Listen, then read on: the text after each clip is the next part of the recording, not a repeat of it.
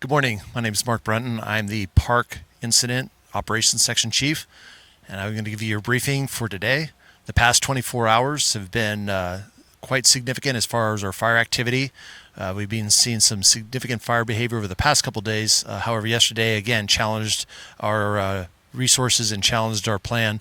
And I'll go around the fire, explain where we're at, and some of the challenges that we faced in the past 24 hours.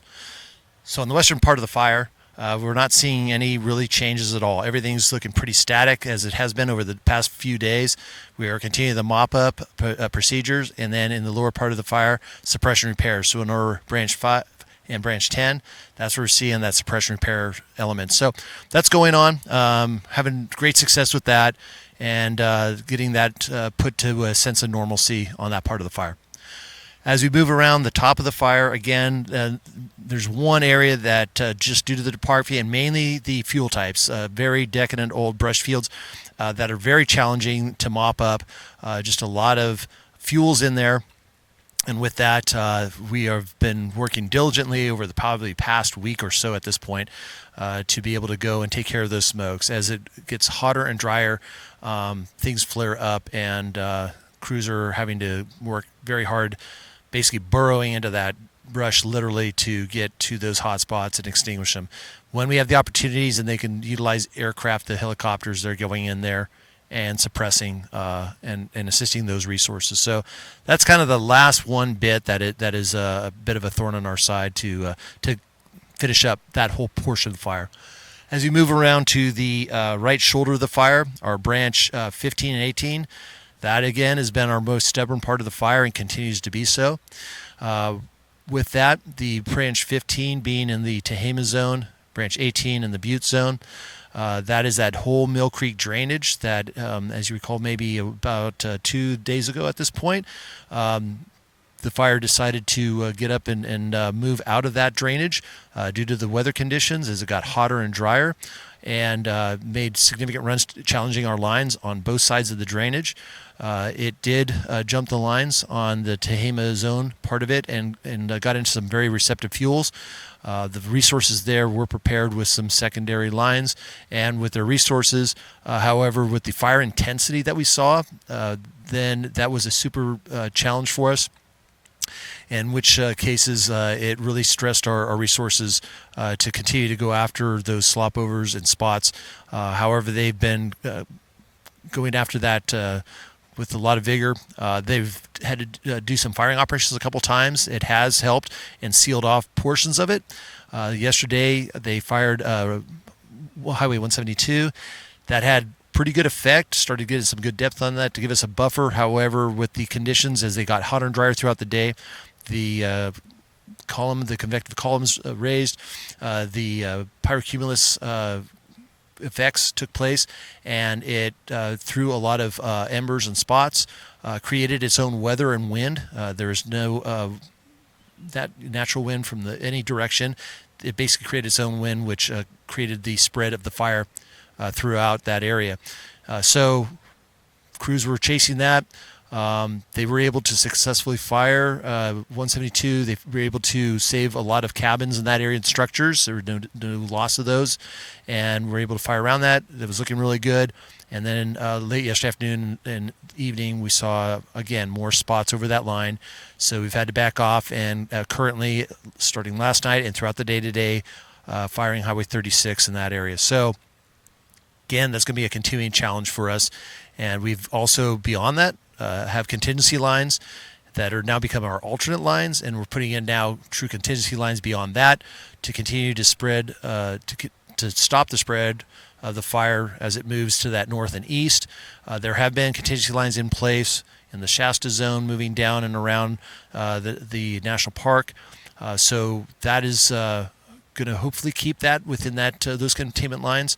However, we're looking forward beyond that, that if it were to get into the park, is to work with the park personnel and our federal partners on opening up some old lines that we used in the Dixie Fire, that we've gone back, found maps and so forth to potentially reestablish those lines if the need were to occur to protect the park. If we move down into the Butte zone, into that branch 18, as the fire challenged the lines there outside of the drainage and did get onto the rim, they were able to jump on many of those rather quickly, reduce the amount of the fire front that came out of the drainage. However, they were challenged, had to use some of their alternate lines and a couple contingency lines to stop the fire. Did some burning operations there with a lot of success, and they've had a lot of good success there, even though they were finding that they were encountering some very adverse weather conditions based on the fire activity. Again, fuels-driven fire, topography, and that is what is created our challenges.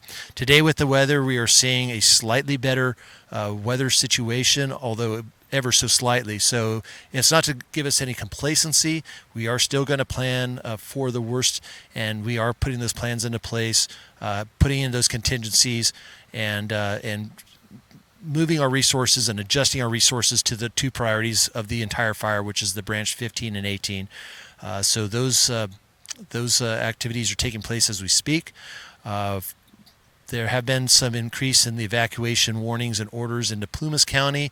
Should not be really affecting very many people, most of that very rural area, but we are looking that far forward out that if the fire is to continue in that direction, making sure that people are safe and that they are adequately advised of the oncoming fire. Again, very rural area, long time to get people out of that area, so we're just being very proactive to protect those assets and the lives in that area.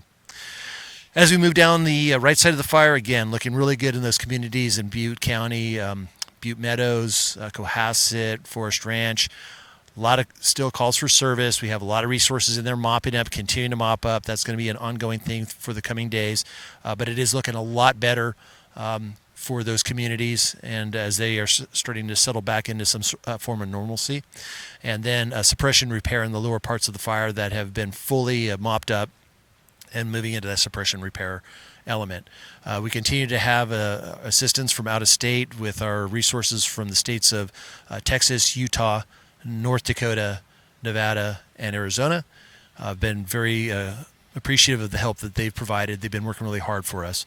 Also with our National Guard assets, we've had a National Guard hand crew asset that came to us around 100 personnel a couple days ago working in the Butte zone. A lot of them working within that Cohasset and Forest Ranch area, helping mop up in those zones. And that's been a tremendous help, and we appreciate that hard work and efforts by the National Guard.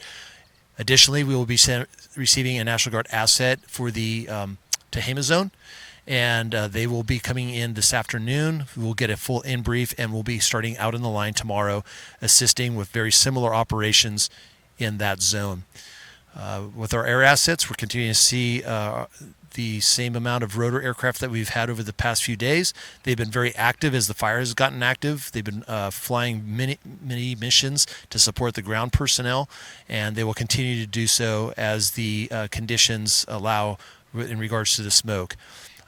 Fixed-wing aircraft, we've been flying our fixed-wing aircraft again to support our troops on the ground with a lot of success, and they've been flying multiple missions.